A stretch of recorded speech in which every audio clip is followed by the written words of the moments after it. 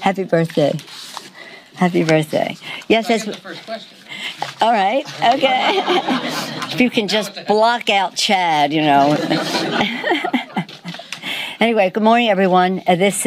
As we're coming to the end of March, Women's History Month, I'm very excited about how we observed it yesterday in the Statuary Hall.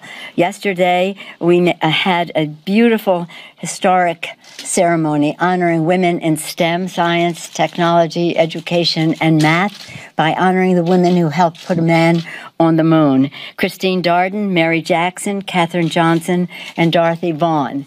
But what I said yesterday is it took making it STEAM, the arts, for the world to know about the hidden figures, the book that was written, the movie that was made, the inspiration that they inspired. So it was pretty, maybe some of you were there, was very, very exciting for us in Women's History Month to honor these hidden figures, African-American women who had made such a big difference, not only with their mathematical brilliance only, but with their dignity, with their diplomacy, and how they got results. I told one of my favorite stories, which you've heard me tell. Teacher says to a student, what is 1 and 1? First grade. 2. 2 and 2. 4. The teacher says, good. The little boy says, not good, perfect. Perfect. And that's what it was yesterday, just perfect, to be honoring them for their mathematical genius, but also the contribution they made to America's success. We also, yesterday, on the floor of the House, had great excitement under the leadership of Rosa DeLauro to pass the Equal Pay Act. It's very exciting for us. When we had the majority before we passed it in the House, couldn't get 60 votes in the Senate. But now here we are again with social media helping us, with women very much more engaged. So we were on the floor of the House yesterday in a Congress that has over 100 women for the first time, and a Congress that will observe the 100th anniversary of women having the right to vote under Rosa's leadership, our godmother for all things family, paid family leave, child care, you name it, Rosa's there. But yesterday, equal pay for equal work, which is part of our For the People agenda. Lower health care costs by lowering the cost of prescription drugs, bigger paychecks by building the infrastructure in a green way, and here having women have equal pay for equal work, and cleaner government. Not even 3 months, just almost 3 months into our majority, we have had introduction of bills, markups of bills, passage of bills on the floor. We're very proud of our democratic record. And this week we took another step for the promise of health care for all Americans. That has been not for us an issue or legislation, it's a value. It's about the humanity of America. And it is led by our committee chairs, our 3 chairs, whom some of you saw introduce the bill earlier. The bills are earlier this week. Ways and Means, Richie Neal, Education and Work and Labor, Bobby Scott, and Energy and Commerce, a big chunk of it, with Frank Pallone. Some of that legislation was marked up in committee yesterday, but led by our freshmen and the committee chairs, that we introduced. This is a long title: Protecting Pre-Existing Conditions and Making Healthcare More Affordable Act. Very descriptive of our purpose. Strengthens protections with people with pre-existing conditions by stopping insurance companies from swindling families with their junk plans, which the administration thinks is a good idea. Reverses GOP sabotage that neatly spiked premiums and left more people uninsured, and takes new action to lower health care premiums by increasing subsidies and raising the threshold for eligibility for those subsidies. According to the Center for Budget and Policy Priorities, our bill would reduce premiums for more than 13 million Americans. Unfortunately, in stark contrast, the Trump administration radically expanded its war on America's health care this week. Hard to explain, but who knows. Asking the court to strike down every last provision of the Affordable Care Act. Striking down protections against pre-existing conditions, striking down bans on lifetime limit and annual limits, striking down the Medicaid expansion, striking down tax subsidies that make health care affordable and for more, and all would be ended if the president gets his way. We will fight that. We'll fight that in the Congress. We'll fight it in the court, and we'll fight it in the court of public opinion, as I'm fond of saying. We stand ready to make health care better, to reach our goal of ever-expanding access to many more people, better quality, more affordable health care. That's why we called it the Affordable Care Act way back when we passed it. It didn't have a gimmicky name. It just had a factual name, affordable, and that means accessible as well.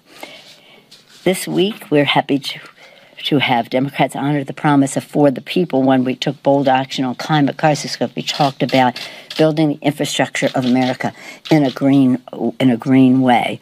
I do believe, as I said when I was speaker before and continue to say, the climate crisis is the existential threat of our time in terms of our priorities here. The climate issue is a jobs issue. America must be preeminent in the world in advancing green technologies. It's a public health issue. It's about clean air, clean water, safety of our environment for our children. It's a national security issue, has been made clear by national security experts again and again and currently. And it's a moral issue, as we believe, as I do, that this is God's creation. We have a moral responsibility to be good stewards of it. But even if you don't share that view, I think we all agree that we have a moral responsibility to future generations to pass on this planet in a responsible way. Democrats, H.R. 9, the Climate Action Now, demands action, demanding America keep up our Paris agreements and demanding a plan from the administration. Mr. President, don't walk away from the Paris Accord as you have said you would, and let's see what you have in mind instead. In coming weeks and months, our Select Committee on the Climate Crisis, headed by Kathy Castor, she's spectacular. She knows her subject. She has her enthusiasm for it. She's seen her community suffer from the consequences of climate change. She's been outstanding, and they've organized already. So they're going to have their first hearing next week. So stay tuned on there. But we've made it. When I was speaker before, we had the Select Committee on Climate with Ed Markey chairing it. This time, it's not only a Select Committee, but it is a Congress-wide agenda.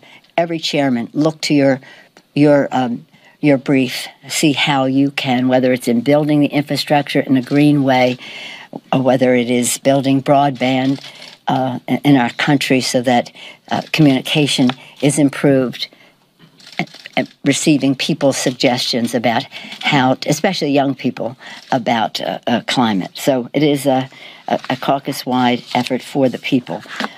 What I wanted to say in closing is that what would be the proper adjective? Shameful, sad, irresponsible of the President of the United States and the Republicans on the Intelligence Committee to take the actions that they have. They're just plain afraid. They're afraid of the truth.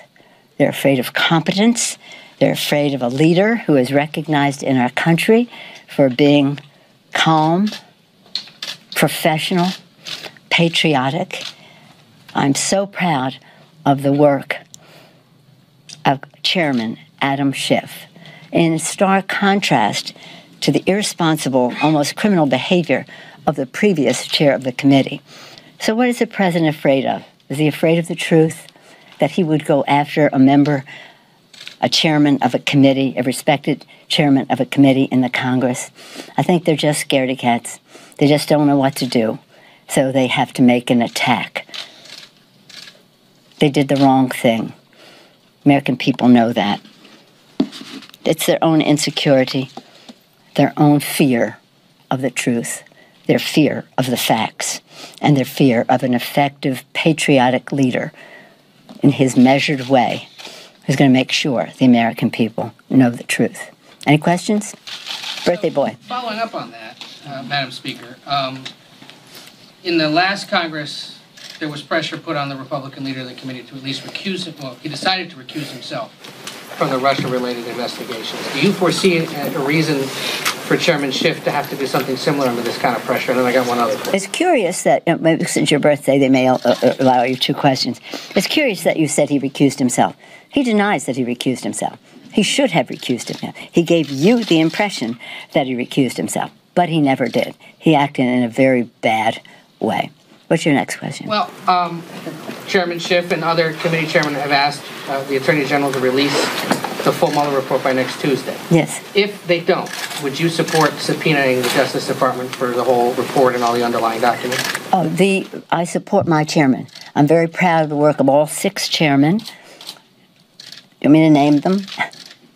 Adam Schiff, Elijah Cummings, Jerry Nadler, Maxine Waters, Richie Neal, and Foreign Affairs has a piece of this, Elliot Engel, as well. And they all 6 have made that request. We'll see what their actions are. As you may know, I'm a big believer in the committee system here in the Congress. They take the first bite of this wormy apple, and I trust their judgment as to how we go forward. Speaker Pelosi, the Barr letter quotes the Mueller report, and it says, the investigation did not establish that members of the Trump campaign conspired or coordinated with the Russian government in its election interference activities. Are you ready to accept that there was no collusion between the Trump campaign and the Russians? What I'm ready to do is act for the people with our bill to lower costs for prescription drugs and health care, increase paychecks by building the infrastructure of America, and having honest government as we passed H.R. 1. In terms of this is a responsibility we have to uphold the Constitution. I have said, and I'll say again, no thank you, Mr. Attorney General. We do not need your interpretation. Show us the report, and we can draw our own conclusions. We don't need you interpreting for us.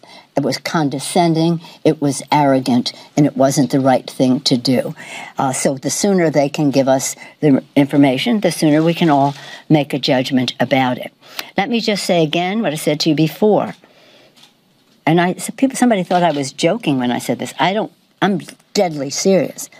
If a foreign government comes to you and says they have information on your opponent, I say to any member of Congress or person running for office, you take that right to the FBI. So for this report to say that there was no tacit cooperation, well, yeah, if they didn't bring the information to the FBI, they were delinquent in their responsibilities. Yes, sir. Thank you. Madam Speaker. Woman. It's okay. I defer to Chad because I think he'd be upset if he doesn't. Well, I defer to my neighbor. She lives in my neighborhood. And I defer to you. And I defer deference they can't. Thank you, Madam Speaker. A different topic, climate change. As you mentioned, H.R. 9, you all unveiled yesterday. When you were Speaker under the previous president, though, the House passed a bill to actually launch a cap-and-trade system for significant climate change agenda. The bill yesterday instead asks the president to come up with a plan. Yeah, and I understand that committees are working separately, but why is it that you feel the president should come up with a plan when he said clearly he's not interested in this issue? Well, there's no question the president is in denial about a lot of things, but he's in denial on the climate crisis. This bill yesterday was not our bill. This bill is announcing the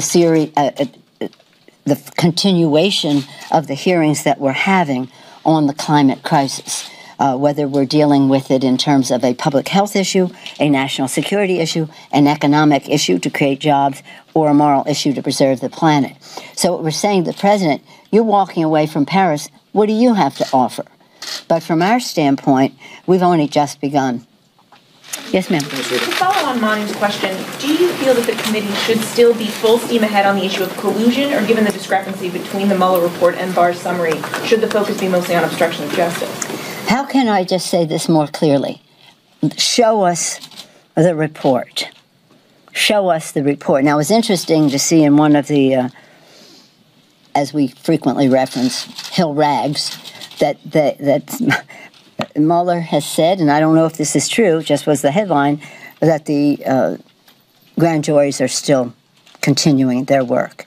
But it's no use for us to have this discussion. We have to see the facts. We have to see what the report is. And we do not need an attorney general whose job interview was that the president is above the law, that doesn't think a president can be indicted, to be our interpreter of something that he should just show us. And again, I made my statement on it. We are focused on meeting the needs of the American people in their lives, and that is not what the administration is doing. And you would think the Justice Department would be busy vetting the report so it could more quickly bring it to the public in public view. Instead, what do? They're going to court to overturn every single provision of the Affordable Care Act. Not a good use of their time. We'll see them in court. Madam Speaker. Yes, Chad. Thank you. So you have taken impeachment off the table. Al Green and Rashida Tlaib last night again made a push. They said the president doesn't have to commit a crime to be doing this. I said, well, isn't there distance between those two members and the leadership, since you've taken it off the table? And they said, no, leadership always tells us to reflect our district. Do you think that they are reflecting their district? Is there distance between some of your members on impeachment and your position on impeachment right now? With all due respect to you, Chad, I don't think that's an important question. The important question is, when are we going to see the information? Now, some people have been asking for impeachment for a while. That doesn't impact my action. My action is, what we want to do here is to be transparent so the American people have the facts and the truth. Show us the report. Secondly, and by the way, 80% plus of the American people say they want to see the report. 420 members of the House of Representatives, Democrats and Republicans, voted, yes, show us the report. So that's what we want to see. What other things that are going on are interesting, but they're not dispositive of the course of action we take. Look to our 6 chairs and the direction they're going in. Now, on that score, in terms of all of that, transparency, bipartisanship, unity. That's what we promised as we came in and how we did our For the People agenda, so the American people could see what the choices were legislatively. No dark of night, speed of light, giving tax breaks to the top 1%, 83% of the benefits to the top 1%. No. Let the public see what the choices are. Let's go through the committee process so they have time to make their judgment as to whether their interests are served or the special dark interests are served in our country. Transparency. Secondly, bipartisanship. On this vote, every single person voted. 4 abstained, but nobody voted no about releasing this report.